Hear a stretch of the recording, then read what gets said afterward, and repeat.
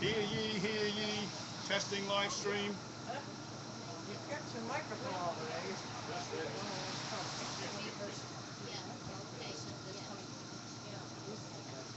Yeah, well, it was something I planned after the fire. Was I just trying to see if they were walking too much? No, make everybody nervous. Yeah, so you hear what's happening. I'm actually going to put it because frankly, I find I'm lost in the answer. Unless I really have to go somewhere, I try not to like take time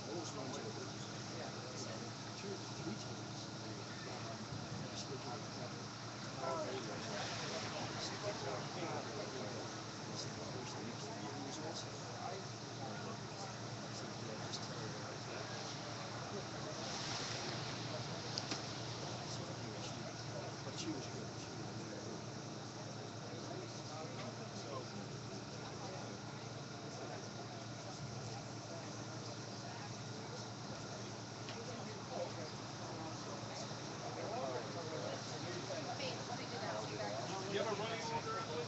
What? You have a running order? Oh, it's here. Okay. Yep, great. Yeah. And what I should do is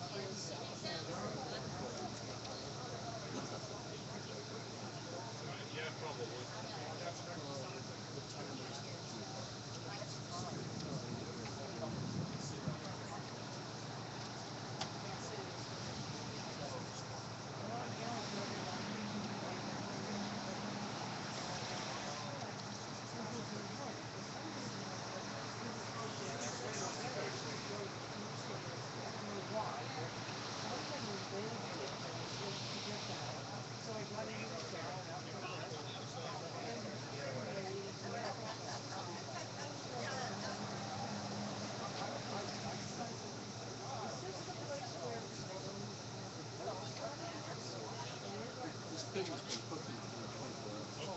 By the way, Skip tells me they sent you a list of stuff. I never heard back, so I don't know if we're on or not. Oh yes, I thought Yeah, I told him I thought that was kind of serious.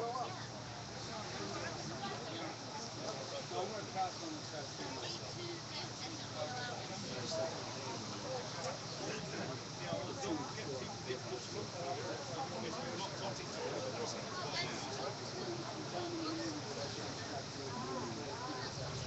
who doesn't say it? You know.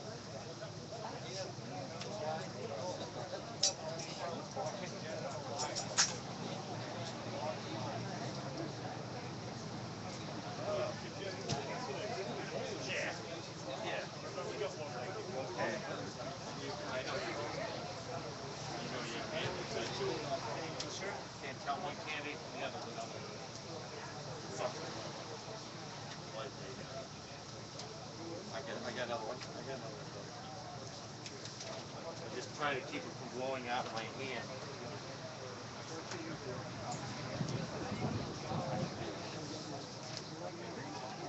Well, when you go to look for box of crayons, I always like to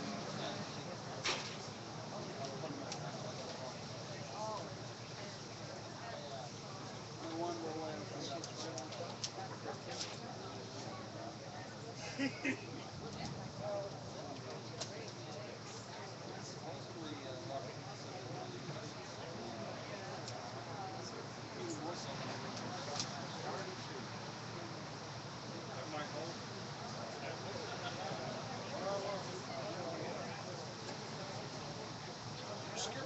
No, I'm Mike. Mike, Fine, thanks. ever get on your radio? Trying to get on? Well, we're doing it differently now. We're doing it by recording the segments. So when you get on, drop us a line, and see where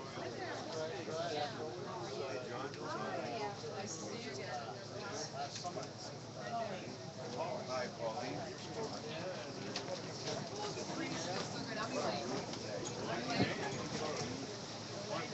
I enjoy it. Yeah, good to see you. How are you? I got you checked in. This is your beer ticket.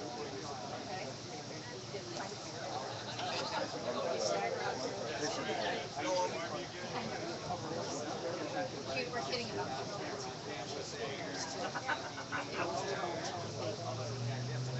Actually, you know, we just have well, they've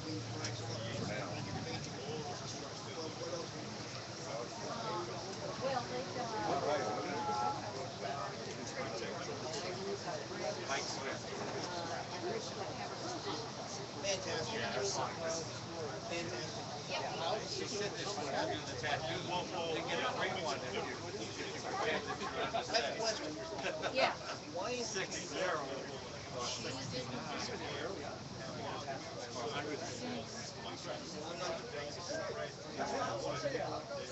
John, how are you? Yes, it is. I'm running around like a chicken.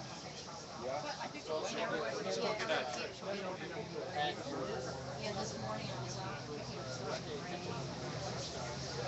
Like, most of what I do is the end of the month, except for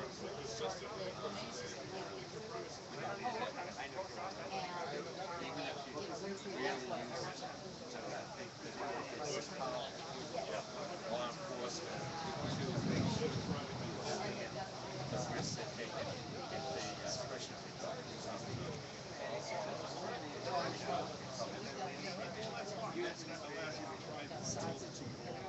Yeah, exactly.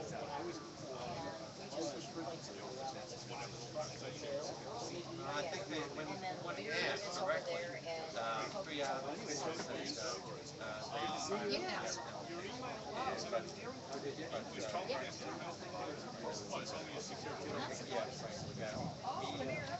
said they These are the people who own it. that isn't enough.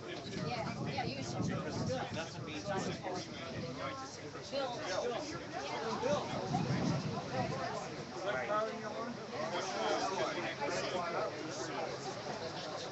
Or they think to wait 20 years later because you're kept this new test and we're not sure whether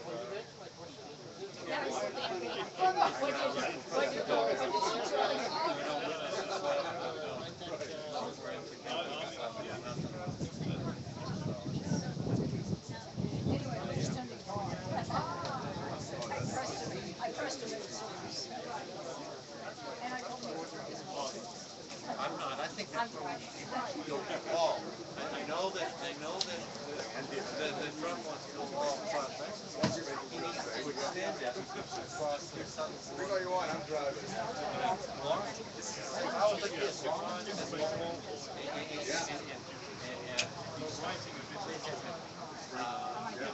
the epicenter for drugs is huge like in New England, and they come straight up here.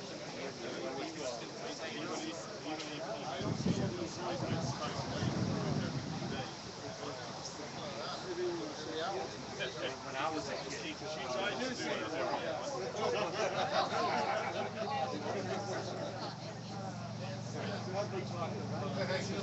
I'm doing well. How are you doing? All right? Yeah? How's it going? Nice to see you, Jack. You doing all right? Good. Not alone. Good. I'm going to speak. Unfortunately, I have to go up north. So I'm going to speak. I got to scoot. But good to see you. Really good to see you. So, yeah. Oh, we feel great. How are you? Tuesday's looking very good. Really just focus on 7 weeks. Okay, folks, we should get this show on the road.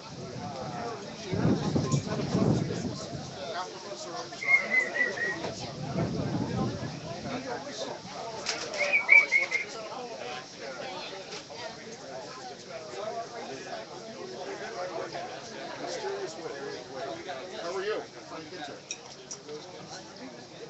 Okay, we're going to get started with the speakers a little bit earlier than usual, and at some point we'll have to take a bit of a break for when LeMay's actually gets the food out. You can see that it's over there roasting. It looks delicious. We're all going to starve and salivate, while we're waiting. But our program, which is being handed out, shows that we're starting a little bit earlier than we intended to. We were going to be starting the speakers at 2:30, but Congressman Ginta has to get on to another appearance, which is like 2¼ hours away by car, which is ridiculous. And so we're moving him up so that he can get in and speak to everybody who's here. I think the congressman has been very good about explaining or understanding that, yeah, people are going to be getting food while he's talking and things like that. But he's a good guy, so. And what I'm going to say is Frank's distinguished himself not only by his votes in Congress, which have been good quality Republican votes that line up quite well with the platform in general, but I can say a lot about the quality of his constituent service. I've sent veterans to his office who couldn't get satisfaction anywhere else, and Frank took care of them within days. I mean, these were people who had been struggling with like the VA or something like that for months, trying to get any service at all, and within days they got taken care of. And one of the vets was a lifelong Democrat, and he now votes for Frank. Oh, good. So I thought that was pretty good. Anyway, here you go, Frank. Well, thank you. Hey, thanks everybody. Thank you very much for accommodating our schedule. We all know that we've got an election in a couple of days on Tuesday. So from here, I'm traveling up north for the afternoon, and hopefully I'll be home in time to watch Jimmy Garoppolo. What I hope will be a very strong performance against Arizona tonight. I'm a big Patriots fan, and my son and I are going to catch a little bit of that game before he's 11. His bedtime will get pushed back a little bit tonight, so we can watch a lot of the game together. But thanks everybody for being here today. Look, we've got a very, very important election, not just on Tuesday, but in November. And first, I'm asking that you get out and support what I believe is what you're looking for in me, an independent conservative who focuses on not what Washington wants, but what people here in New Hampshire want. And look, when our party leadership in Washington is going in the wrong direction, I am strong enough to stand up and say no. For example, this year I voted against what I thought was a bloated budget, $50 billion in additional spending. It paid for Planned Parenthood. It paid for the illegal DAPA and DACA immigration actions by the President of the United States. I didn't think that was right, and I stood up against our own party and said no. And then I stood up a few months later when we had a change in speaker from Mr. Boehner to my friend, my personal friend Paul Ryan, and he wanted me to vote for the omnibus, 1.1 trillion in spending. And I said to him very point blankly, I said, no, I can't do this. This is not in the best interest of New Hampshire or our country. And typically what happens in that situation is you're cast aside and you have to make amends with your leadership. Well, I'll tell you what did happen. Instead of that, the opposite happened. They asked me then to get on the budget committee again and try to help solve the challenges that I saw in the budgeting process. So I said, under those circumstances, I would love to get back on the budget committee, use my business experience, my time as mayor of Manchester, where I balanced budgets, cut taxes, cut spending, grew to the economy, things that actually work for upward mobility for the state's largest city. I went to work and we found $60 billion in cuts, number one. Number two, we're eliminating the Medicaid expansion money because it's not in the long-term best interest of the nation or the state to be reliant on the federal government. Number one. Number two, you can't pay for it. And third, we're requiring a balanced budget amendment because Washington, D.C. needs to learn how to balance its budget. So that's just in the first couple of months. And now I've worked with the chairman to start an overhaul of the 1974 Budget Act so we can actually complete a budget process in a timely fashion the way we have to do it in our homes, in our businesses, in our communities, and here in the state of New Hampshire. So I'm excited about this opportunity to bring what I think is a conservative approach and doing the right thing, listening to people here, not in Washington, D.C. I voted against the debt ceiling increase. I voted against the Puerto Rico bailout. Again, I was always in the minority in my own party. But it's because I want to put the interests of New Hampshire first, and as I continue to talk to people in New Hampshire, this is what people have asked me to do. On the flip side, I'm chairman of the Congressional Task Force to combat heroin and opioid use. We have 80 members on that task force, and over the last year, we spearheaded 18 different bills. We got them all passed bipartisanly, Republican legislation, identified how to pay for it without increasing the debt or deficit, and got this president to sign into law a month ago because, unfortunately, New Hampshire, as most of us know, went from 47th per capita in drug-related deaths to 3rd per capita in about a year. 439 people died last year, and unfortunately, we're on track to either meet or exceed that number this year. This is a crisis. This is an epidemic. But we're actually getting things done. And I think that's what people in our state want out of their representative. I think most of you know I don't live in Washington. I go down there for committee hearings and votes, and then I come back every single weekend to spend time with my family and you. And I'll continue to do that because New Hampshire is our home. The kids love going to their schools in Manchester. We still call Manchester home. And we love our state. We love the people in our state. But on Tuesday, I need you to come out and help me and send a strong message that that's the kind of leadership we want in the state of New Hampshire and in Washington, D.C. And then after we get through Tuesday, we've got 7 weeks. We've got 7 weeks to remind people what a disaster Carol Shea Porter was when she was in office. Whether it's veterans issues, whether it's Obamacare, whether it's tax hikes, she does not have the best interest at heart for the state of New Hampshire. And let me say one final thing. I endorsed Donald Trump back in May. I think it's important for people to know that, and I want to explain why. I know that maybe some of you did not have Donald Trump as your first choice during this presidential process, but it was pretty clear in May that he was the presumptive nominee of our party.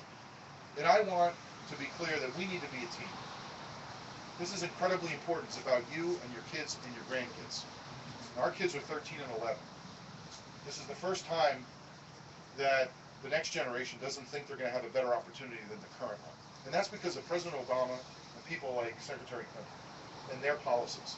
She will continue, if not make worse, the policies of this president. Think about that.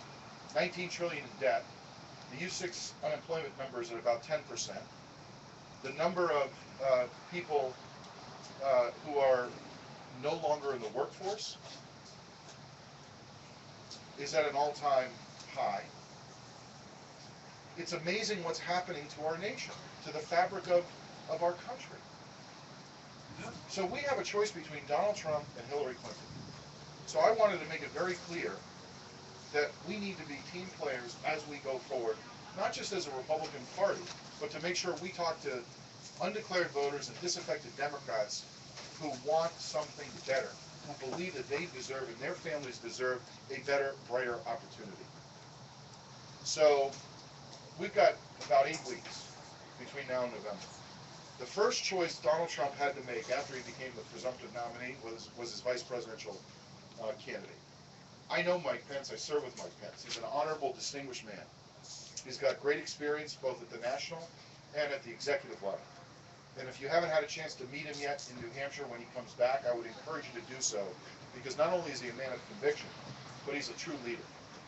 And if Donald Trump continues to make decisions like that, I think he'll have a fantastic cabinet that will lead our country to greater opportunity and upward mobility and economic freedom, the things that we all want as Americans, not just as Republicans. So let's do what we have to do on Tuesday. I'm asking you all to come out, help us have a strong showing. Everything looks fantastic. We don't ever want to leave any stone unturned. But come Wednesday, you know what's going to happen. When the Republican nominees are set, the Democratic Party is going to start TV ads beating all of us up, just like they did 2 years ago. So we've got to be on offense immediately as a party for our state and our nation. And I thank each and every one of you for coming out, for being engaged in our party and our process. It's a wonderful thing. I love being your representative. I'm happy to take those bullets to be your representative because it matters to me. It's about heart and passion and conviction for the things that are right. And that's what you get in my candidacy. So I look forward to a strong day on Tuesday, and then let's go get them in November. Thanks, everybody. Appreciate it.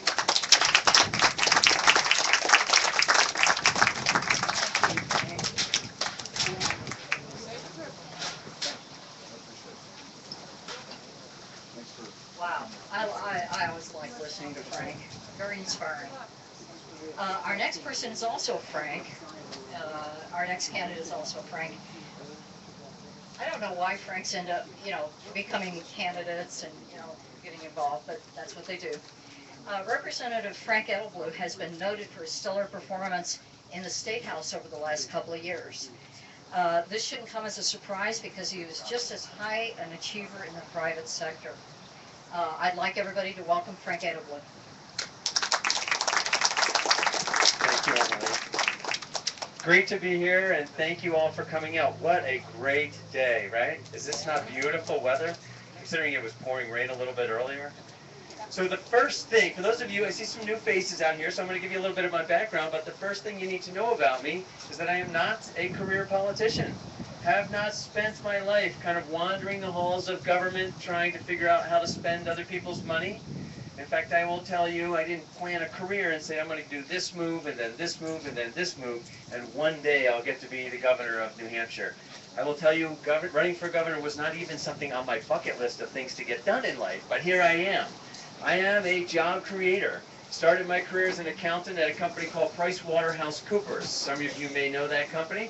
I have audited companies all over the world, digging into their finances, trying to find ways to create shareholder value for very large organizations, rooting out waste, fraud, and abuse. After 8 years at that company, I left. I took a job as a chief financial officer for a company called Niagara Corporation. After 3 months at Niagara as the chief financial officer, I discovered problems. There were issues at that company. Well, issues. There were activities that were potentially criminal and certainly unethical. And so I was faced with a tough decision.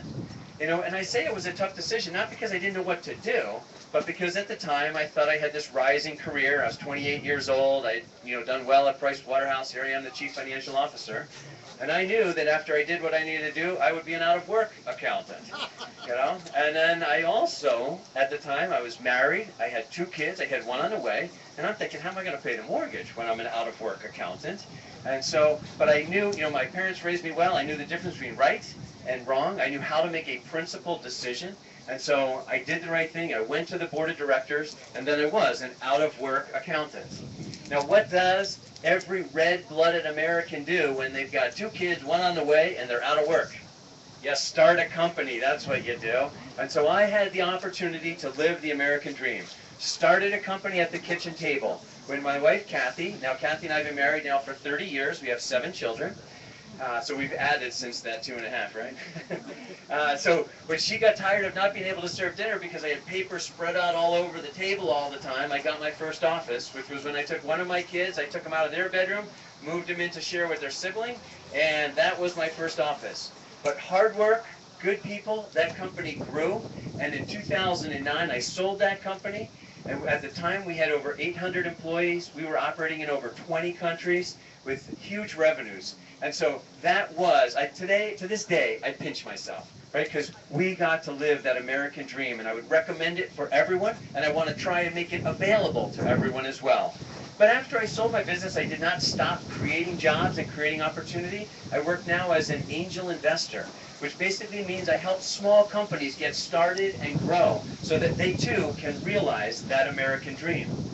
But after I sold the business, honestly, at the time when I was running the business, I wasn't paying attention as much as I probably should have. Not necessarily proud of that. At the time, my life consisted, I say, of airplanes and soccer games.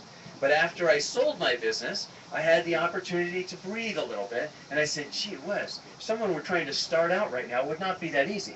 There's a lot of, impediments in terms of rules and regulations and everything else. So I thought, I'm going to try and give back. So I ran for the legislature, and I have been up in Concord for one term, so a year and a half.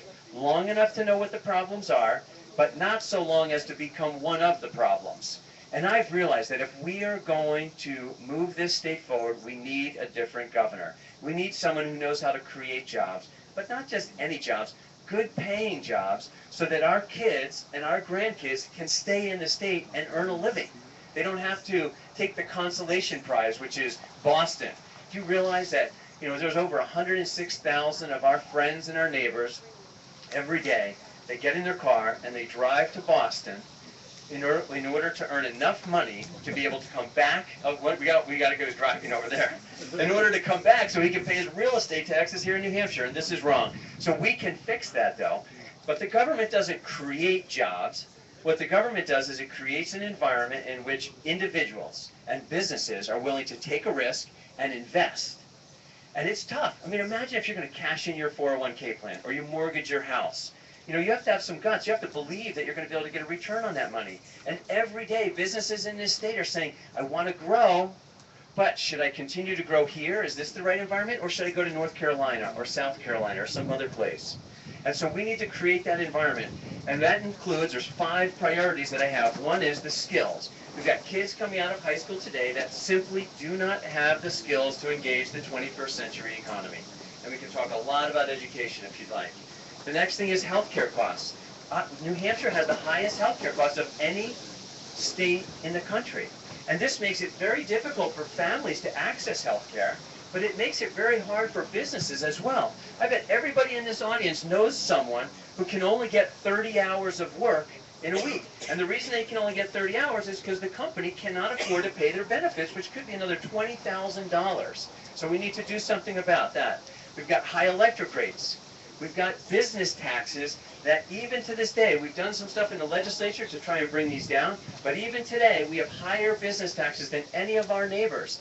And the work that we've done in the legislature in January, we will be 0.1% below one of our neighbors. And let me tell you something, there is no business that's going to pick up and leave a state and move to New Hampshire for 0.1%. And then finally, we've just got stifling, regulation that is killing businesses as well. Now the next area that I like to talk about, so that's business. The next area I like to talk about is family. And I know that's a big umbrella, isn't it? Family? Uh-oh, we got tents coming down back behind us here. Someone hold on to that. And then under the family, I throw a couple of issues. One of those issues is the opiate crisis that we are facing. When I hear people talk about the opiate crisis, they talk about drug dependence as if that's the problem. Folks, drug dependence is not the problem. That is a symptom of a problem. Something happens that individuals want to turn to drugs in the first place, and we need to begin to attack this thing at the root cause and not just treat symptoms, because it will just be throwing money at a problem but not actually solve anything. The other area of family that I like to talk about is the family court system. And one of the committees, I sit on 3 committees in the House right now: Child and Family Law, Pension Reform, and Finance. On the Child and Family Law Committee, I have seen families coming in one after another, and they have terrible stories. So I'm told that the family court system works well for 90% of the individuals that go through the family court system. I'm told that. I haven't seen any statistics. But let me tell you something. For the 10% of the families that it's not working well for, we are tearing these families apart. And you know who the victims are? It's the kids. And these kids don't do well in school. They get involved in the juvenile delinquency system, and they turn to drugs in record numbers. The last thing I want to talk to you about today is the Constitution. You guys remember that document, the Constitution? Right? We've got a Constitution here in the state. The Fed's got a Constitution. Theirs tells them what they're responsible for. Our Constitution tells us what we are responsible for. either because the federal government is unable to do their responsibilities or unwilling to do their responsibilities, namely protecting our borders so that we don't have fentanyl going from China to Mexico up through Lowell and into our communities. They've decided to try and take over our responsibilities. And the place that's really bothering me these days with regard to this is education. In our K through 12 education, we spend in the biennium about $3 billion. 6% of that money comes to us from the federal government. 73% of that money comes to us from you, the property taxpayers. Thank you so much. But the property taxpayers basically don't have a seat at the table. And that 6% is like the tail wagging the dog. And for that 6%, the federal government thinks they can tell us what to teach our kids, and they shove Common Core down our throats. They tell us how to test our kids, and they give us smarter balance. As if we couldn't figure it out, they tell us what to feed our kids. And most recently, in an act of almost extortion, they tell us if we don't follow their instructions for where our kids are supposed to go to the bathroom, they're going to take money away from us. Folks, we can figure out where our kids need to go to the bathroom on our own here in New Hampshire. We don't need help from the feds, okay? So this is an important election. On Tuesday, everybody's got to go out and vote in the primary.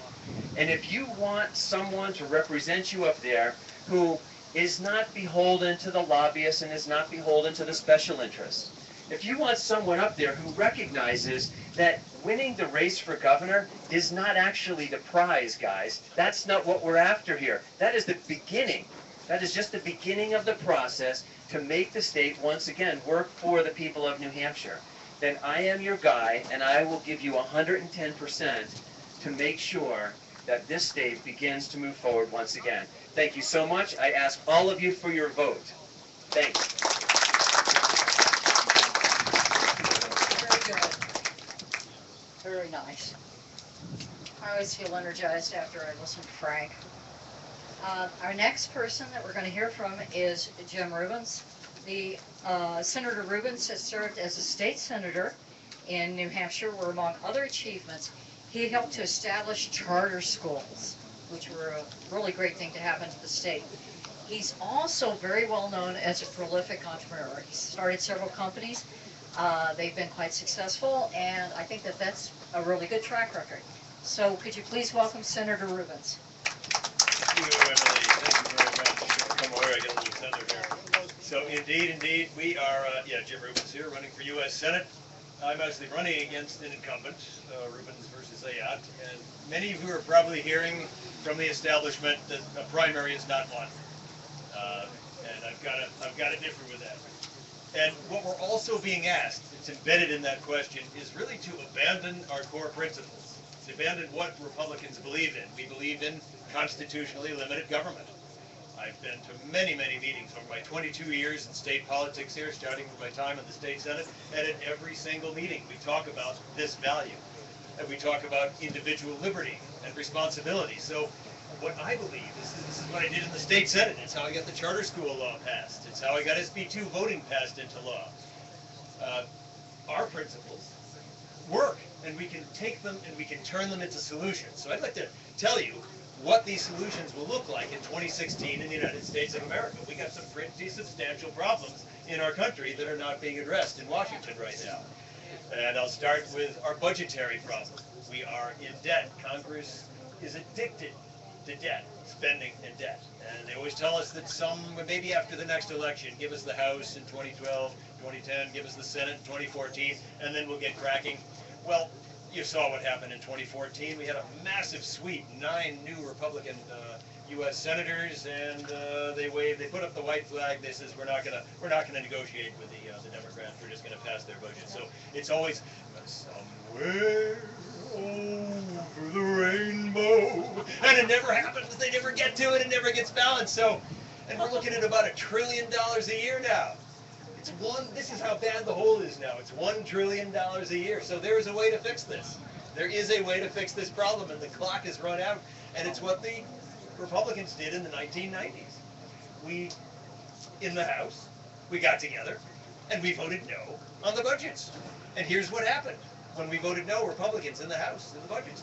We dragged big spending Republicans, and there are a lot of them, and we brought Democrats, we dragged them, and we dragged the president to the bargaining table, and we got 4 years of budget surpluses. And there were some great benefits from that, in that the economy grew like crazy. And this deficit we've got right now, it looks free, because, you know, China's loaning us money and they're printing it, but the problem with this is our military leaders tell us this budget deficit, this debt we've got around our neck in the country, this is the single greatest threat we've got to U.S. national security. You can't be for U.S. national security when our military leaders tell us that this debt-addicted Congress, it continues to do this. And it also starves us of future prosperity. We've got a Japanese-style economy almost right now, no growth. Okay, and this has got to change. So Republicans, and this is the solution, this is what it looks like, we vote no. And if you look at the October 2015 vote, you look at the way Republicans voted in the U.S. Senate. I won't name any names, but about half of us, half of our U.S. senators voted for the Democrats and Obama's budgets. And half of us voted no. So you put 5 or 10, maybe even 5 more Republicans who actually believe in our core principle of fiscal responsibility in the U.S. Senate, and we will have the clout to bring them to the bargaining table, and all the pork has got to go, and we will balance the budget. The next issue is the economy. We've got to have what Republicans believe in for the United States economy. We've seen what the Democrats do. They've loaded us down with massive, massive amounts of complexity and regulation, so we've got to break with the lobbyists. The lobbyists like complexity. Morgan Stanley has 50,000 people on staff who deal with regulatory intervention, regulatory affairs in Congress. And so big business can deal with this, and you see this kind of regulatory overload. Look down there, and you can see the community banks in our state that loan to small business where all the growth in jobs is. Our community banking has shrunk in New Hampshire since this has taken over. This is an example of what the lobbyists want. The lobbyists are paid for by the big businesses that can handle the complexity. Small business can't, so we've got to do what Republicans have been talking about for so long. We've got to reform the tax code. We've got to bring the rates down. We've got to take away the complexity, and we've got to do the same thing with the corporate tax code, and we've got to do this with regulations too. There are 15 times the number of laws now compared to where they were just after World War II, and the regulatory state is a fourth branch of government. It's vastly overburdened and complex. And here's what I propose we do. This is what a Republican approach would look like. We ought to take all the regulations. Every 15 years they sunset, and they come back to the Congress for an up or down vote. And that means, what that means is that the excess regulations and the redundant regulations will all get weeded out. And this is not that weird, because this is the way the New Hampshire legislature does it. All regulations propounded by the regulatory apparatus in New Hampshire come back to the House and the Senate for an up or down vote. Same thing in the U.S. Senate. It's not that weird. And so we need to tame the regulatory overload. Fixing the economy. On the same subject again, we've got to break with the lobbyists. We've got to have trade and immigration policies that are good for the people of the United States of America. What does that look like? We have trade policies. We've seen what happens in NAFTA. We are bleeding $600 billion a year out of the country. China is getting a big benefit out of it, okay?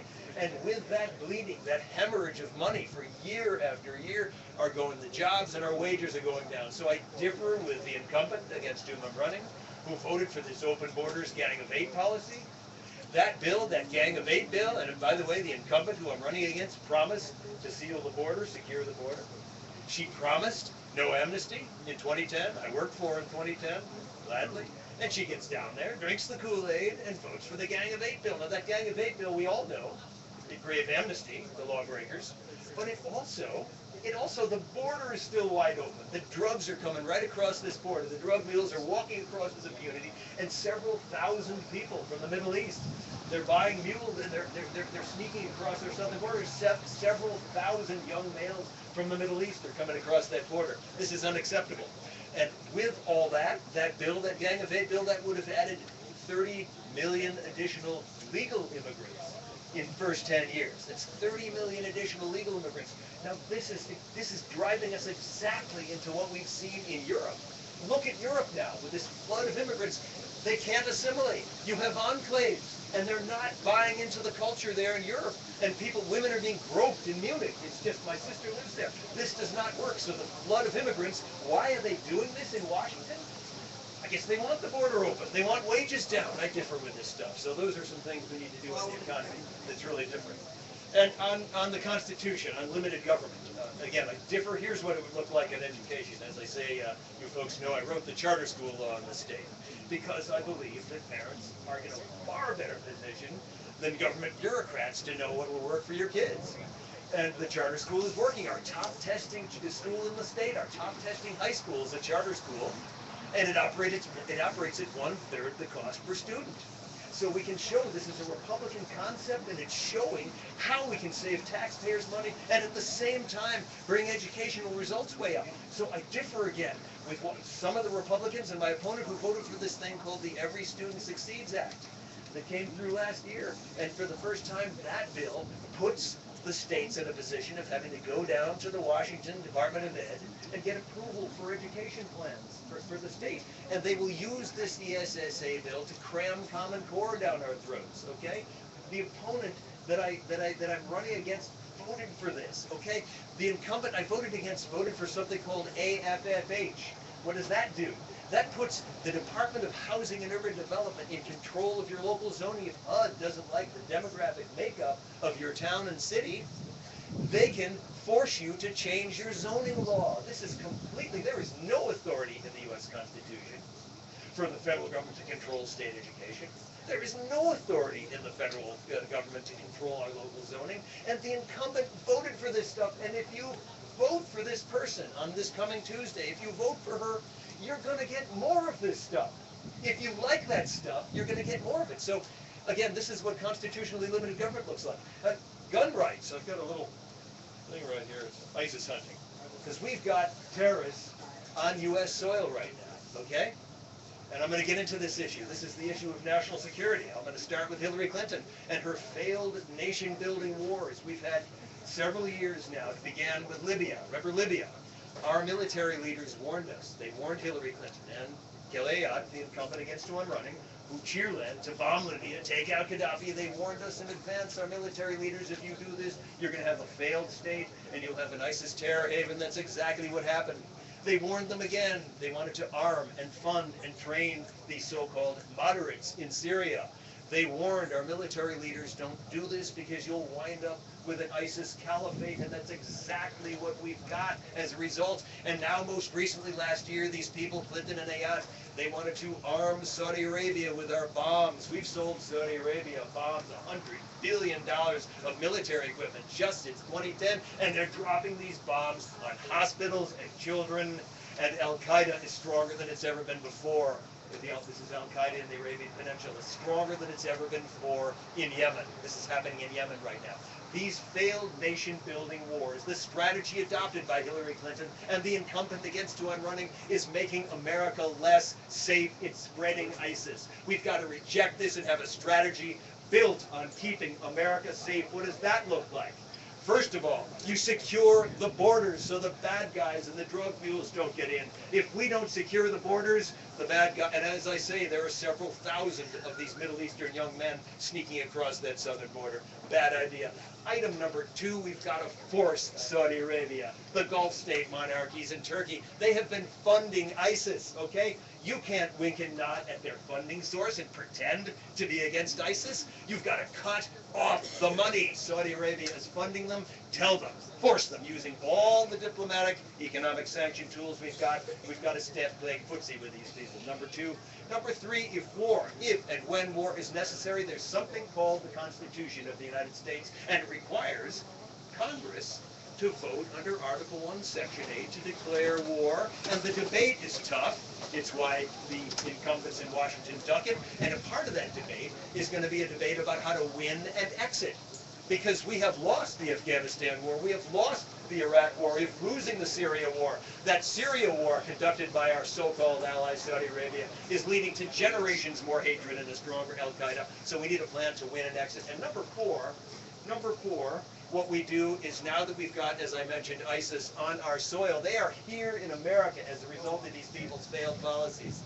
The Second Amendment, my opponent, the incumbent, voted with Chuck Schumer to give Loretta Lynch the power to put you on a no-gun list if you're politically unacceptable. Okay, the incumbent against whom I'm running did this, and this is exactly the time we don't want to weaken our Second Amendment rights, because these rights are how we defend ourselves in the minutes before our civil defense authorities can get there to protect us. So we, at this time, we celebrate, protect the right of peace and freedom-loving Americans to use their God-given Second Amendment rights to defend themselves against these people. Okay, that's why it's in the Constitution. I differ so fundamentally with the incumbent against who I'm running, who has sold out the Constitution with Chuck Schumer, for God's sake. Okay, so this is what a national security strategy, and there's a lot more at jimrubens.com, will look like. So I'm running for U.S. Senate. You all know what the establishment wants. They want you to fall in line, abandon our principles. They say our principles don't matter anymore. The only thing that matters is the money coming in from the lobbyists in Washington. And I say, if you vote for that stuff, you're going to get more of it. Do you want more of that stuff? Do you want the federal government taking over our schools? Okay, so I'm illustrating what the kind of choice we are looking at on Tuesday. Now, here's some very, very upside on this thing. You've seen the polls. Ayad is behind Hassan in every single poll, okay? There is zero risk in voting for me. The election funding system has changed totally. There are tens of millions of dollars in the banks, on the book, to support the winner of this primary coming up on Tuesday. And the reason for that is because the control of the U.S. Senate is at stake, whether Republicans or Democrats. And the folks who have this money do not want this U.S. Senate to fall, and they are going to get behind with that money. It's already there. The nominee of our party. So the choice for you folks right here in these tents, because the money is there. Do you want someone who believes in our fundamental values that we talk about in every single one of these events? Do you believe in fiscal responsibility? Do you believe in constitutional limited government? And if you do, you've got a choice. You can vote for Jim Rubens for U.S. Senate, and I will fight for you. I will not be bought out. I will not sell myself out to Washington, and I will keep my promises when I get down there. So I thank you folks very much for your time. Love to have your support. Thank you.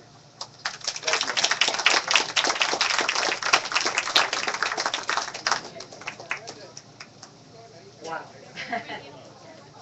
I always love having people like Jim come in because, it gives me a lot of hope that things are happening out there to improve how we live. The next person I'd like to introduce will be Jim Adams, but what I'd like to mention is we've got food service starting up in the back. I'd encourage people to kind of get up and go help themselves, in small numbers, kind of like don't gang up all at once on the food service people. And go enjoy some barbecue, get yourself a soda or beer or whatever. If you need tickets, or you need to check in and get plates, Jan Soderquist over at the table over there, our treasurer, the person who keeps us solvent, will be happy to help you out. Okay, so chow's on, and help yourselves when you feel like it. Anyway, Jim Adams, who's our next speaker, is running for executive counselor. He's very well known for being the chairman of Granite State Taxpayers, which is the most broad-based tax watch organization in the state of New Hampshire. And they have a pretty broad agenda. They really keep an eye on what's going on with the state budget and how money is being disposed of, which is, I suppose, one way you could look at it. I mean, some of it is being disposed of. But they tend to stay on top of it. He started saving taxpayers loads of money long before he became chairman, and can certainly apply those same skills to the executive council position, which deals with state contracts. So I'd like you to welcome Jim Adams. Thank you very much, folks. I'm a lifelong New Hampshire resident. I'm a Vietnam veteran. I am a member of the NRA. And I firmly believe in the Constitution of the United States. I think the Second Amendment, I think old Moses, what was it, Ben-Hur Moses said it best, that we need to have the Second Amendment strong and not tampered with. And Mr. Pappas, the present sitting counselor, he's anti-guns, he's all for more restrictions and everything else. And unfortunately, the man is a rubber stamp, but I need to tell you about me, not going to badmouth him. I just want you to know more about me. And I believe I believe in small government, I believe in low spending, and that equals low tax. And I started, after I got out of the Navy, I was a letter carrier in Manchester, New Hampshire for 10 years. And during that period, I went to school nights, getting my degree at Southern New Hampshire University, working during the day, going there at night. And became the first person in the history of the Postal Service to go from that position to Chief of Staff, 3 Postmaster Generals, 850,000 people, a $71 billion a year budget, and tremendous executive overreach. My executive experience went from the White House to the State Department, all of these other issues that we needed to deal with every day. And a lot of people say, well, gee, brag about that, they're not doing that well. Well, let me tell you about your government that the other speakers that both Frank and Jim alluded to. Since 1973, the ratepayers, the people who use the system, the ones who pay the freight, the federal government has taken $150 billion with a B from the Postal Service, just like they have Social Security. The only difference is they've taken the money out of the service. And in Social Security, all you've got is a bunch of IOUs in there. And the bottom line is that folks that they were doing quite, and I continue to say, the period that I was there, they were doing outstanding, because after they left Washington, I came back home and I was in charge of New Hampshire, Maine, and Vermont, 9,000 employees, $1 billion a year budget, and just under 2 million customers. And we did an outstanding job with those folks, and I'm very proud of that period. And I think it's important to just let you know that that's where a lot of the experience came from. We saved, during that period of time, $13 billion to pay off a huge debt, and save the ratepayers through cost avoidance $14 billion. And as Emily mentioned, when I was fortunate enough to become the chairman of Granite State Taxpayers, we dig into all of the minutiae as to what's going on up at the State House. And one question I get when I'm here is people say, well, what exactly does the Executive Council do? Anybody who has read the papers the last couple of months relative to the state liquor store warehouse, if you've read about that debacle, that is exactly why there's an Executive Council. Now, I'm not telling stories out of school, but a state senator by the name of Maggie Hassan, 2009, said that because of the business practices of the State Liquor Commission, they need to be taken out from under the supervision of the Executive Council. So what do? They immediately go to bid this brand new warehouse. And this thing goes out for bid. It's a $200 million warehouse. And they skunked it all up. And I think the Attorney General's office was involved as well. They hired an outside attorney to help the 5 Attorney General office employees that were supposed to oversee this entire contract. He signed a contract for $10,000, which is just under the Executive Council's purview. The first 3 weeks, he submits a bill for $40,000. That should immediately have gone before but it's the Attorney General. They didn't do it. Right now, that lawyer is due to make $1.1 million with no oversight whatsoever. That's why the Executive Council is there. And and his job was to oversee, to make sure the bids were right.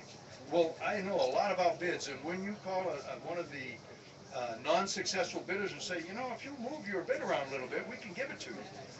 They've already paid $2.5 million court fees for the fellow who had it before, and right now they've got a $50 million potential liability hanging over their heads. And that's because the Executive Committee and the Executive Council was not involved. And that is the issue. They take care of all of the appointments. For example, the judgeships, the commissioners, the directors, all of the people who want to be officers in the state of New Hampshire have to come before the Executive Council. And that's where you've got them, because a lot of folks will say, well, how does the Executive Council cut spending in the state? Well, if you've got a commissioner that thinks that we need to have another 3,000 or 4,000 people working in health and human services, he or she will not get my vote. I think that we need to back up, look at what we've got, and use our funds very, very judiciously, because this is taxpayers' money. I also believe that we cannot leave the vulnerable in our society alone. We We've got to help them, but we cannot do this faster. We cannot spend more money faster than the taxpayers can pay. Government cannot grow that fast. And that's what's going on right now. We have, at the federal level and the state level, all they want to do is grow government. They want to do more and more things. The train, I get a real big kick out of the train. The sitting councilor, Pappas, wants to put the train in from Concord to Boston. $300 million, and the first thing they say is free money. It's not ours. The government's going to give it to us. Well, hello, how did that money get there in the first place? But that's okay, and it's going to cost the state, if they do it, $8 to $11 million a year to maintain it. Would you ever sit on that train, or you don't? What I want to do is to continue to lower the business tax, work real hard on lowering our energy costs, and keep those good jobs that all these folks are going to Massachusetts for. Let's move them back up here. That's what I believe. I believe that we need to also have choice for our parents over their students' education. Wouldn't that be amazing to let the parents decide what they want to do? That's, I firmly believe in. And I think getting back to the issue of the train and the taxes, I would, if I were, some people asked me the other day, they said, well, what does the executive council have to do with energy prices in the state of New Hampshire? They approve the members on the PUC. Now, the Postal Rate Commission is going, the Public Rate Commission is going to decide here pretty soon that the $400 million that we invested in the scrubber, in the Bow plant, they're not going to need it anymore because they're going to go for gas. But they have a $400 million liability. They want to have that taken care of to help their ratepayers. Their stockholders. And I want to know, what are they going to do to help the ratepayers? You folks are the ones, we always do. We're going to get it right here with the highest electric bills in the United States. And no business on the planet is going to come here unless we start lowering those things. So all of these folks come through the executive council, and that's where it can be changed. And if I am fortunate enough to get your support, I guarantee you that I will be there every day working for 263,000 people, not a handful of special interests. Because, let's face it, the business with the most recent issue that went before the executive council, Planned Parenthood, Mr. Van Osten was the one, the mover shaper behind that. He just got their complete support. Isn't that a surprise? They're backing him 100%. That's crazy. But I just think that it's very, very important that everyone realizes that the executive council is the last stop for the taxpayers. We are the people who can say, no, we don't need 14 people to be contracted into Health and Human Services when we've already got 20 people we can't find out what they do with it. So that's the type of oversight that I'm familiar with. That's the type of oversight that I do, and that's what I would do as your executive counselor. Appreciate your support on the 13th, and thank you very much for your time.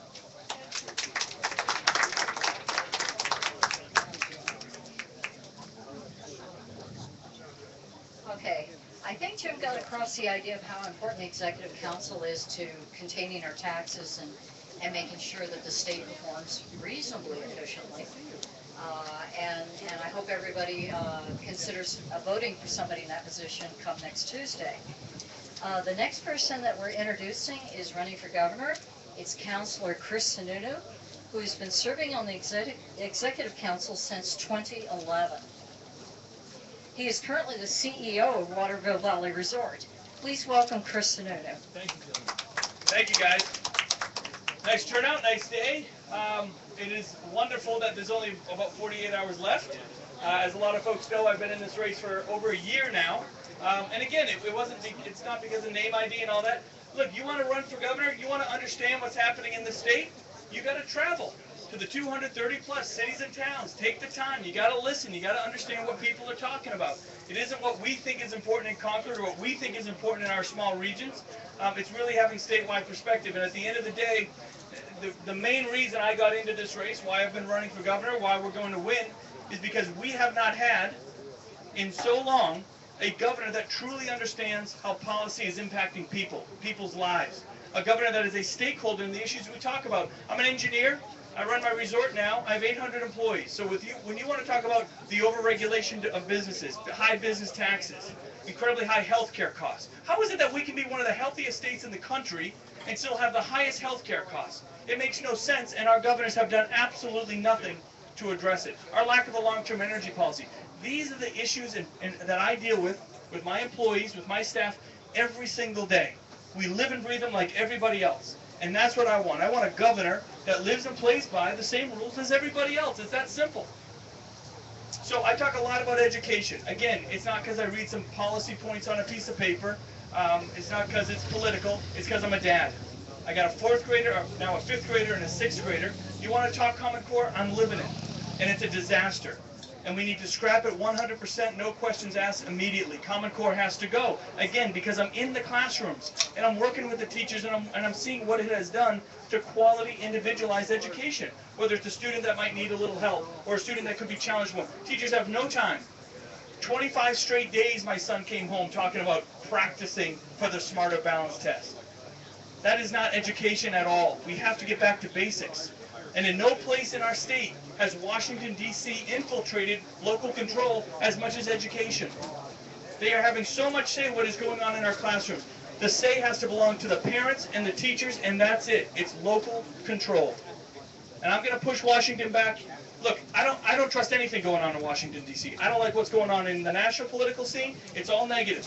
And I'm going to be the governor that once again reminds people that when New Hampshire people do it New Hampshire's way, we do it better than everybody else. I believe that in my heart of hearts. And that's the attitude we're going to bring to Concord. It's what the people of the state need. It's why our campaign has been received so well.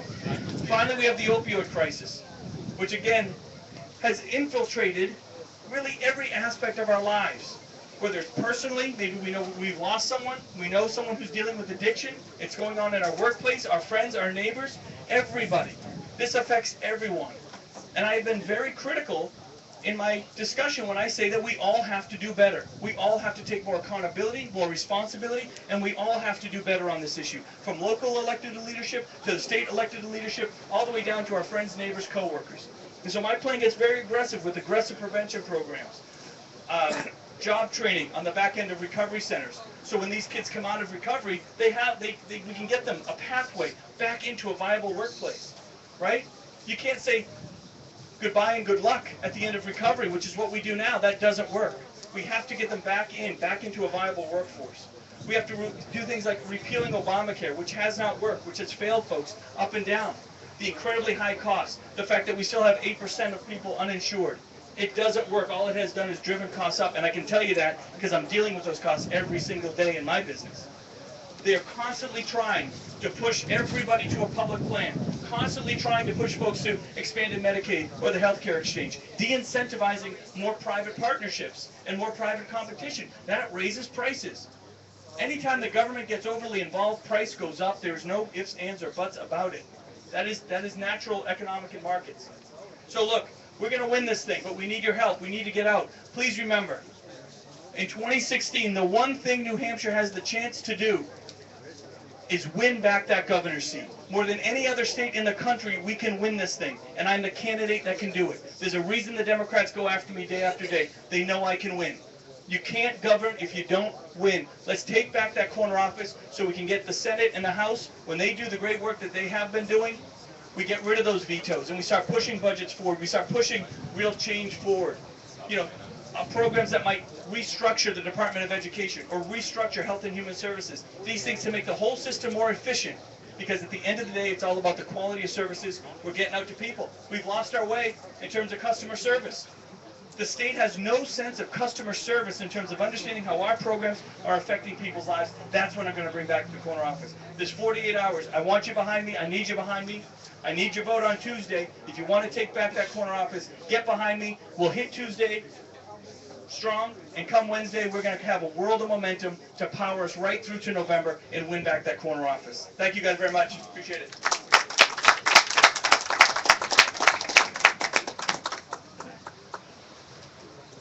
Thank you. More energetic candidates, I'll tell you. What we're going to do is they are just about to serve food, and we're going to take a break for a few minutes, about 10 minutes, to allow people to go through line, pick up all the food they want to eat, and pick up soda or beer, whatever you want to drink. And we'll give you a chance to kind of get settled in. Okay? And are there any kids in the crowd at all? Do you have any children? Well, he's a little overgrown. We have, over to the side over here, we have a Hillary Clinton piñata. And what we'd like to do, if we've got kids, we'd like the kids to kind of hit on it. Not the big kids, but if we got any younger kids, we'd like to give them a chance to hit on it first. And then we'll probably give some of the adults a chance if they want to hit on it. And you know, it'd be a good way to get your frustrations out if you're feeling frustrated at you know, one of the candidates who's running for president. So, you know, that'll be available and, you know, throughout the afternoon. And if you feel the urge, you know, this is a good way to get out your urges. So anyway, everybody go eat.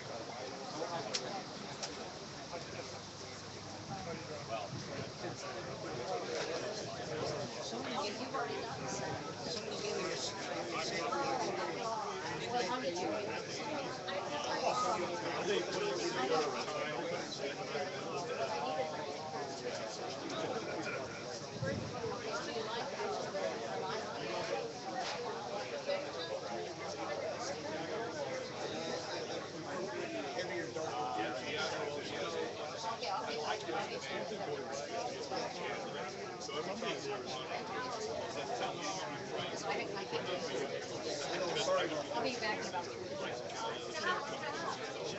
Very good job.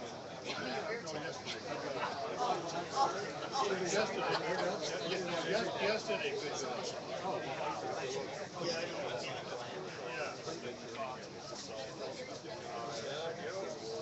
You did give me credit. Yeah, I got the credit. I don't need the credit. I have a huge ego. I felt pretty proud of it.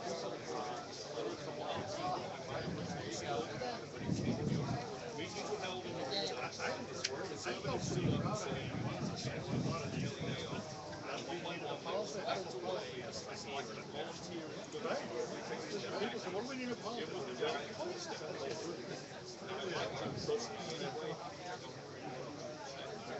I have enough ego. Hey, how are you? Hi. I'm sorry, this is embarrassing. Somebody gave me a sample. That's why I don't, hey, how are you? That's why I don't make the sample. Oh, yeah, rule one of politics, don't eat. Yeah, how are you? Oh, nice to see you. Have we met? I think so. That wasn't a diss, that was real. No, I get it. The air fist pump. Sorry about that. Embarrassing. I got your email. It's like a romance. So, I gotta tell you, I haven't wrote everything aside. Yeah, I understand. That is a state statute. It's amazing how many. Never heard of that.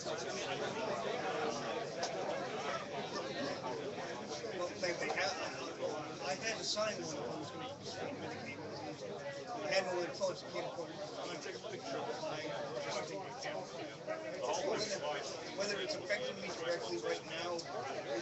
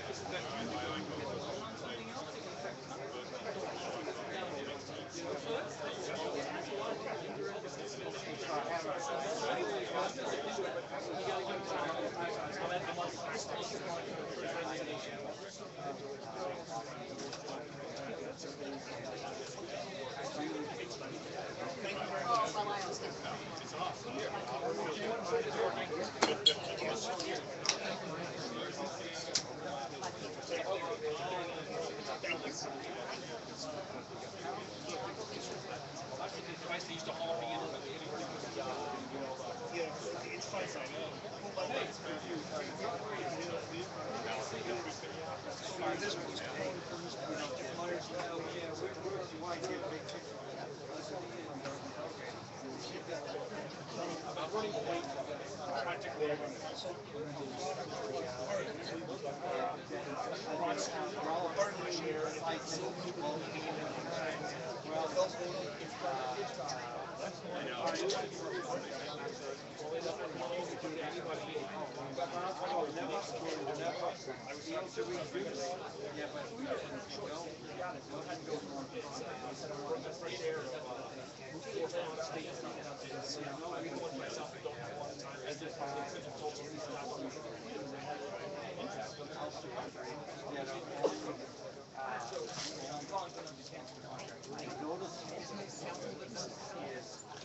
no, the commissioner and the contract needs to approve it. And I refuse to sign it, I refuse to sign it, the Army can't sign this place until they put it out. The old contract is almost over. And it's at the point where if we don't sign it, we're losing the services. You can't, I'm not gonna put in mental health services in the state, right? So they do it. And 2 days later, that's this contract, he's 5 million. So that's really good. I mean, it works very good.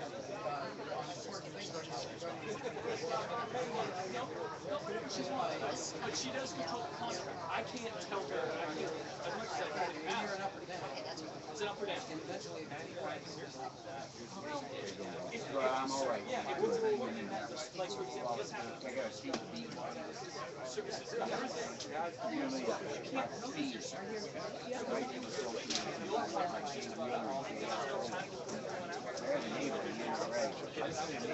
don't do it so busy. So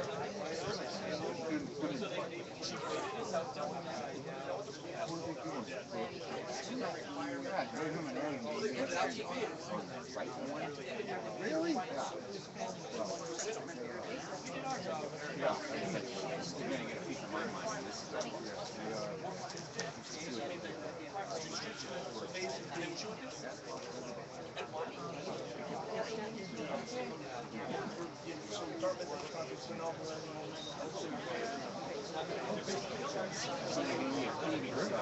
A couple of years ago, I came out and they were having a fundraiser. Well, that was about over 10 years ago. But it was about well, maybe still waiting. But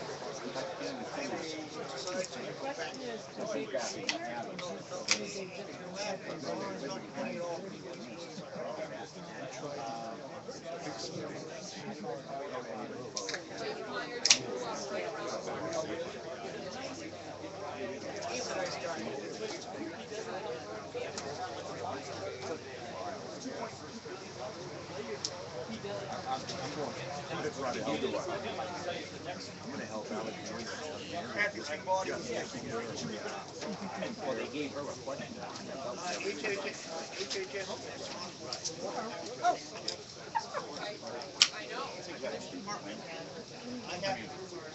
Don't give me a stroke. Don't acknowledge that it's random stuff. And you don't know how many people do it. We're both in the mouth.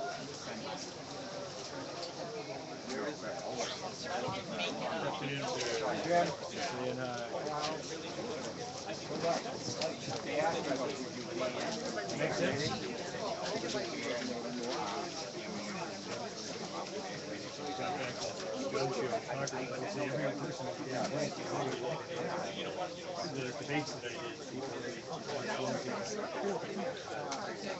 I didn't go for the meat. No problem. Sean's hungry now. That makes sense to those who hate them.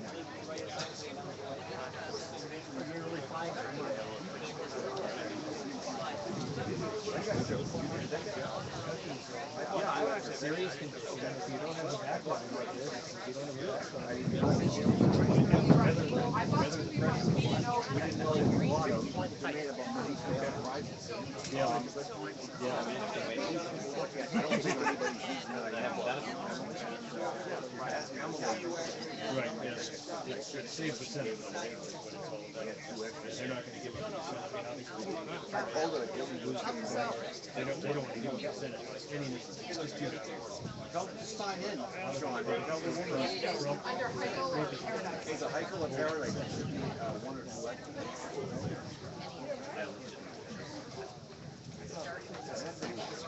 Actually, that's a good idea, because it kind of forces you to sit down and face it. Knock that camera over, or your beer, that beer's there, or the beer, Yeah, more important. Good to see you. Now that we're like get some food. This is good food. You do everything's events. Theoretically, that's Martin's money. Theoretically, Victory should be buying stuff. Most people really aren't technically Okay. Our next person needs to get to another event in a little bit, so I need to introduce him. And those of you who are, getting meals, just join us when you can, okay? The next person is Mayor Ted Gatsis of Manchester. He was elected the mayor in 2009, and previous to that, he served 9 years in the state senate, so he's quite experienced. Mayor Gatsis also started and ran a successful firm in Manchester. Please welcome Mayor Gatsis. Thank you very much. Good afternoon, everybody. It's great to be here with you on September 11th. We had a program this morning down at the Brady Sullivan Tower, and there were the largest crowd walking the stairs that there's ever been. So I can tell you that Americans are remembering, and this is a day of remembrance. So I try and keep it politically quiet so that we can do what we need to do and thank the veterans that are out there and thank the first responders, because they've worked hard. And every single day they run into problems rather than running away from them. So I can tell you that this election is about three things. It's about trust, it's about leadership, and it's about experience. Who do you trust to fight the opiate epidemic that we have? Who do you trust to make sure Common Core is not in our classrooms? And who has the leadership to cut taxes, health insurance, regulations, and energy costs? I can tell you that I'm the only candidate in this race that has said that 30% of the power that comes into this state should stay right here in New Hampshire. We have to stop being a donor state. We have to stop sending power to everywhere else in New England and not keeping it here. Because what's happening, look around. Look at your energy rates over the last 5 years. I had somebody call me a few months ago actually, and asked me to take a look at two bills. One bill from 2016 and another bill from 2010. Their total usage of the kilowatts was exactly the same. However, the bill in 2016 was $50 a month higher. So that tells you that there's a problem in this state, and we can talk about how do we motivate businesses to come to New Hampshire. Well, there are three things that they look at before they move here. One is, can we find employees to do the work? Two, what's the energy cost? And three, what are the health insurance costs? Well, I can tell you that as we talk to employers out there about finding employees for the positions that they're looking for, I was at 6 Sauer probably 3 weeks ago. They have 150 positions that are open. They've had them for 3 years. And they're looking for manufacturing folks. The problem is that when you talk to high school students about manufacturing, they think it's their grandfather's old, dirty, stinky mill. And that's not something that they're interested in. But I can tell you, as you go to 6 Sauer and you walk through their plant, it looks like they're manufacturing medical equipment. So I told them what we were doing in Manchester. I told them that we had opened up the technical high school to a full 4-year high school, so that students can go there, become a plumber, become an engineer, become an electrician, a beautician, culinary arts, and be ready for the workforce. It's the only one in the state of New Hampshire. It was a regional technical high school. we need to do that with the other 9 regional technical high schools in this state. Because not everybody's going to college. And we have to make sure that folks are ready for the workforce. So we've done it in the city of Manchester. We need to do it in the state of New Hampshire. I've told you how I would attempt to reduce energy costs. When it comes to health insurance, the state of New Hampshire has 28,000 employees. They don't have an opt-out plan, so that if an employee wants to go on to their spouse's health insurance, that they can get paid $4,000 in opt-out of the state plan. We did that in the city of Manchester, and we saved close to $1 million in the first year. We've instituted a health savings account so that there's personal responsibility when it comes to health care. We've done that, and we've reduced our health care costs and kept that line item flat for the last 2 years. University of New Hampshire has a seat for the governor on their board. I can tell you that I will sit in that seat to see what's going on at the university because I'm an alum. I went to the University of New Hampshire and it didn't cost what it costs today to go to UNH. So we have to find ways to reduce college costs. And it comes down to who has the leadership to do that. And when it comes down to experience, there's only one person in this race on either side of the aisle that has the business, the legislative, and the executive experience. So I'm ready on day one. I'm prepared to go to work, roll up my sleeves. The first one at work, as City Hall employees will tell you, and the last one to leave. I plan on doing the same thing when I become governor in January. On the opiate situation, on day one when I'm governor, I will declare this as a state of emergency. Because until we get everybody at the table to have this conversation, we aren't going to beat this battle. I say that if anybody gets caught dealing fentanyl, they should be arrested for attempted murder. If somebody dies from that fentanyl that they've dealt, they should be put away without the possibility of parole. We need to move from the district courts to the superior courts in felony first, because pushers are getting arrested on a Tuesday and they're back out on the street dealing on Thursday. And that's just wrong. We aren't going to arrest our way out of this, but we must make sure that we have everything in our power to fight this awful epidemic. We have to make sure it comes down to prevention, education, recovery, and certainly the ability for the law enforcement community to be out there and fight this battle. So as I go through the state, the discussion is no different than what it is right here in Goffstown, or in Manchester, or in Colebrook. People are talking about the same things. They're talking about jobs. They're talking about how do we reduce our energy costs, and what are we doing for education. So all the things that I've talked about in our plans are out there, and they're available for you to take a look at. As I said, I'm going to try and keep this as short as possible because you're all looking like you're enjoying the great work that they've done here at LeMay's, and I can tell you it's Some of us a little too much. a little too much. That's all right, not a problem. Just take another chair, extend your legs, take a little nap, eat a little more in a little bit, so you're fine. But what I'm going to do is I'm going to open it up to some questions, because the best part of campaigning is when people look you straight in the eye and ask you a question. As I had a woman today ask me a question, and she said, you know, Mayor, that's why I'm going to vote for you. I may not agree with you, but you look me straight in the eye and you give me an answer. I may not agree with it, but I know where you stand, and you're not going to flip-flop on it. So let me open it up to questions. Any questions? Yes? Right now, the state of New Hampshire has the highest income tax, the highest corporate tax rate. What do you propose to bring it down or just keep it? Well, I can tell you that certainly the Senate brought it down this year, reduced the cost of the BET and the DPT, and what we've seen is a surplus coming into the state.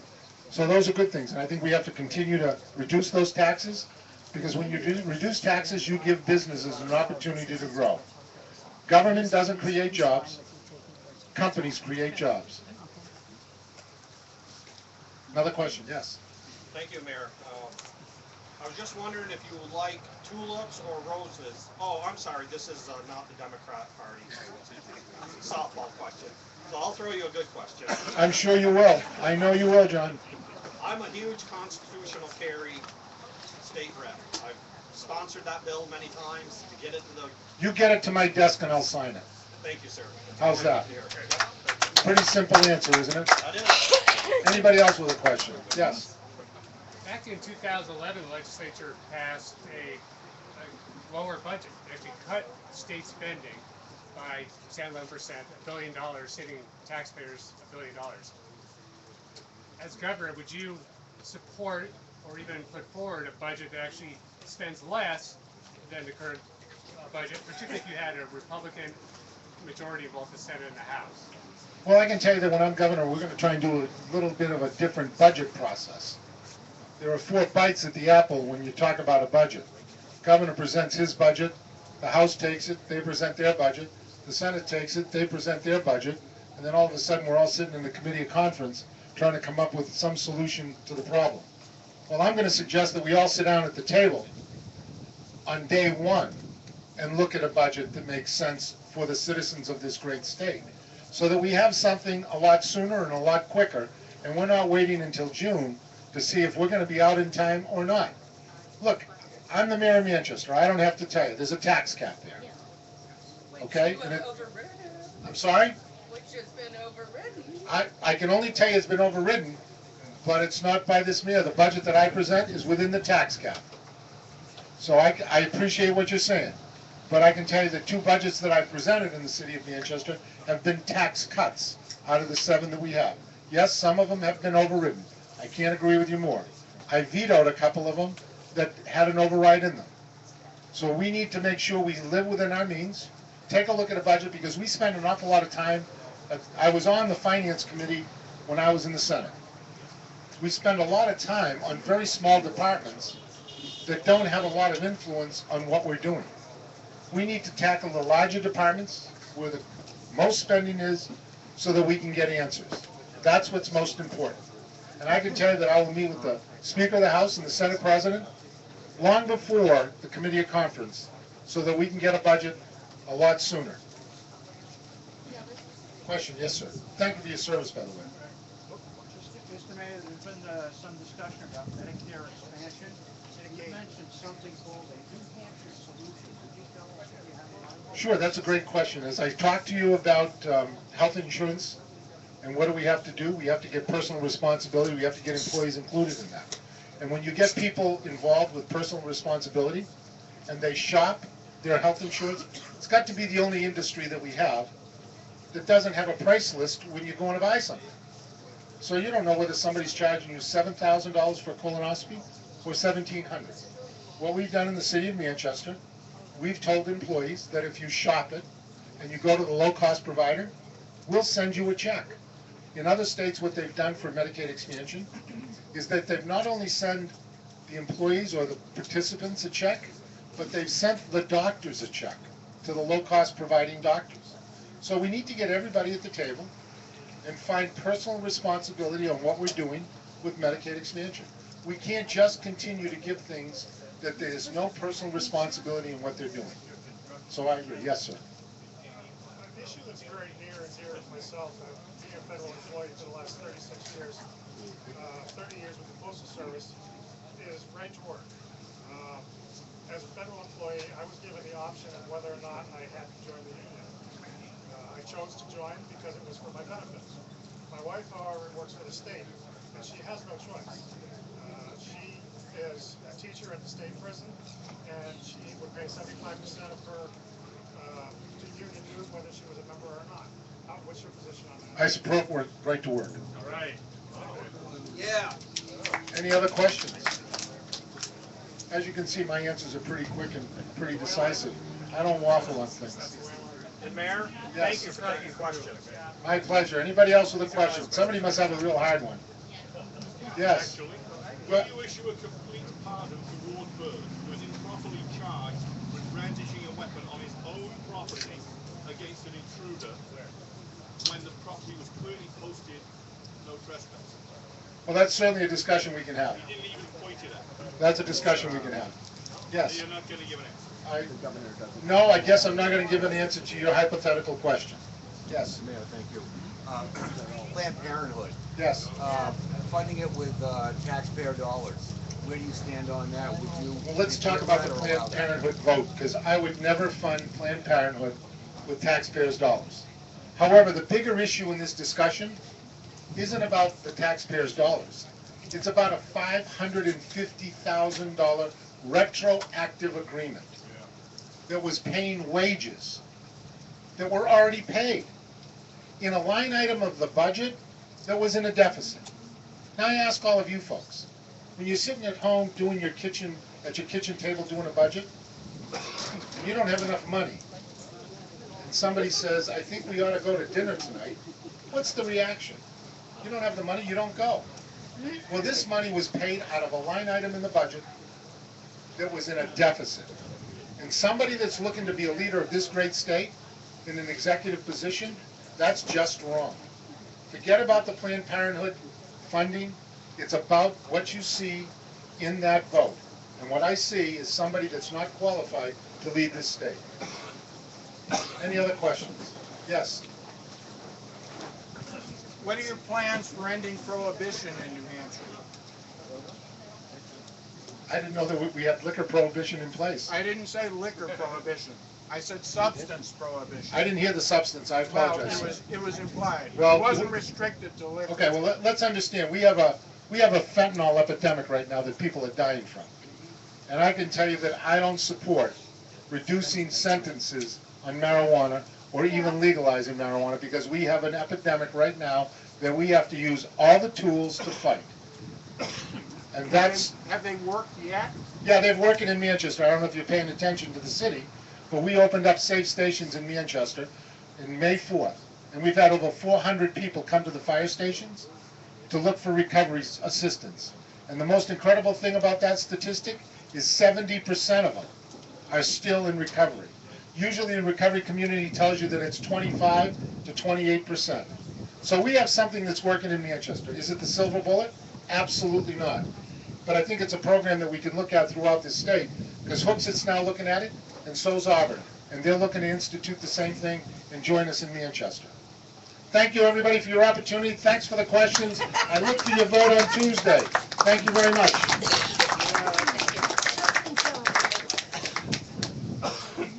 Okay, our next person that we'll be introducing is Robert Rowe, who's running for county commissioner. And this is actually a pretty big deal because it's the first time in many, many years where we're not electing an incumbent. Carol Holden, who was the incumbent, died last spring rather suddenly, and we need somebody to replace her. And Ray Buckley of the Democrat Party has promised that he's going to target that seat, so whoever wins the primary for this seat is going to face quite a runoff. So we're going to try and support, whoever the winner is as much as possible. Before we introduce Commissioner Rowe, he was a representative, and that's where I first got to know him, so I'm kind of used to that title. I'd like to introduce the members of the Goffstown Republican Committee. I'm Emily Sandblade. I'm the chair and chief troublemaker, and most of the other people are actually very nice. Why don't you get away from me? The vice chair is Representative John Burt. John, raise your hand. Everybody clap for John because we love him. Our secretary is Sally Smith, over manning the kids' table.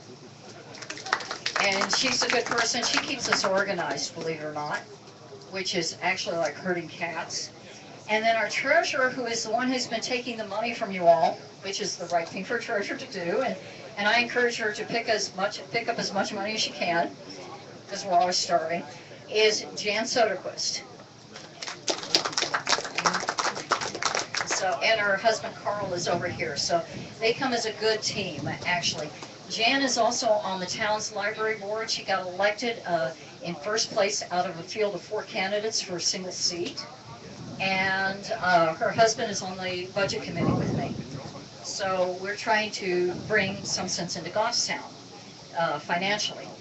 But where we need financial sense is at the county level. And the problem with the county level is that they spend a great deal of money. It comes out of your property taxes, and most people are really unaware of how much the county spends of their property taxes. And you really need to understand that. We really need to elect people who are very conscientious about how that money's spent. We need to get really good bang for the buck, so to speak, because the county addresses a lot of things that we really need to have. So Commissioner Rowe was appointed Hillsborough County Commissioner last spring when Carol Holden suddenly died in office. He is a former judge and served in the New Hampshire House of Representatives for 20 years. I'd like you to welcome Commissioner Rowe. Thank you, Emily. I can almost see your eyes glazing over when we talk about county government. It's not as important as federal or state, but it is your property taxes. You're paying whatever we want you to pay. And the Democrats want you to pay more. Let me give you an introduction. My name is Robert Rowe. I live in Amherst. I am a retired attorney. I hope you don't think that's a bad thing. Former special justice appointed by Walter Peterson. And Emily was wrong. I was in the House for 19 years. But more important, my Republican colleagues in the House appointed me to the Hillsborough County Executive Committee. That's 21 members, and it's proportional in terms of if the Democrats or Republicans win in each of the 3 county districts. Their primary job is establishing the annual budget for the county. They make the budget. It takes a 3 to 4 week period, interviewing all departments, all heads, thinking about the income we we're going to have, and then they recommend it to the delegation, which is all of the representatives from Hillsborough County, and the delegation votes for it. Why is this important? Because it's allowed me to know county government. I know the departments, I know the department heads, I understand county government, and it's not a small county. It's the largest in the state. It represents 32% of our inhabitants. It's big, and its budget is big. It's $92 million. Of that, over $50 million is paid by your tax base. It goes right on your taxes. $40 million come from fees. I understand the government. I understand the people. My first and only goal is to have cost-effective county government. We have to perform certain duties, and we have to pay for them. I will keep your taxes as low as absolutely possible. My goal is to the taxpayers and the state law that I have to follow. I don't think I can say anything more. I'll answer any questions, and my eyes won't glaze over. Not one.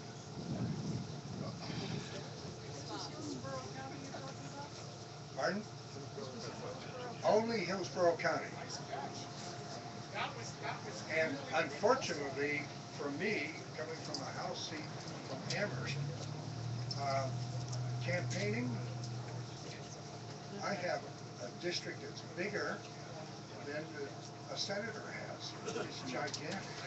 And you're the second largest town in the district. And I wanted to come up here and meet you and answer any questions. Yes? Just a sample of a few things that come from county taxes towards county. Pardon? Taxes for the county, just an example of what we're paying for. All right, you're paying for a number of things. You're paying for Dennis Hogan, the county attorney, and his attorney. Well worth it. And he's keeping people, bad people off the street, prosecuting them. You're paying for the sheriff. You're paying for registry deeds. I might add that's about a $9 million moneymaker for our county. The biggest thing you're paying for is the nursing home. That is a big expense. But it is, I must admit, very cost effectively run. We have people that are paying to be in there. We have money coming from the federal government, and all of that makes up that roughly 40%. Have I answered your question? Pretty much, yeah. Thank you. Fortunately, it only county tax is small on your tax bill. But if it's small, there's always an element that want to increase it because you won't notice. That's the philosophy that I've seen in Concord. Any other questions? Really? Of course. We love to spend other people's money. That's government. 5 cents here, 5 cents there. 5 cents here, 5 cents there. Oh, yeah, you won't notice it. But my obligation and duty, first priority, is cost effective. Keeping the taxes low, not jumping on the bandwagon for different things. We've moderated increases and decreases over the years, so it's a fairly level playing field. We have a number of new initiatives, unfortunately, because of the drug crisis. And of course, County Attorney Hogan has a bear on his back with all of that activity. And I believe you're going to hear from him next. Unless there's no other question. Over here. Yes. All right, thanks, Bob. Thanks, Bob, for stepping up and doing this. Stepping up and running. Thank you. I've known you personally, and I really appreciate it. I wish you all the best of luck. Is there any place that the county can be, that the size of the county government can be reduced? And either given some to the town? It seems like I've heard many times that it seems to duplicate things that are either done through the state or the town itself. Are there places where it can be reduced to save us that tax? You're asking a historic question. If in fact our Constitution was established in the late half of the 20th century, we wouldn't have county government. It's there. The last initiative to get rid of it was in the 70s and 80s, and it failed. The only way to nitpick it and get rid of it is a constitutional amendment. And that takes 60% of the House members and Senate, and there are certain battles you're not going to win. So forget it. You won't get 60%.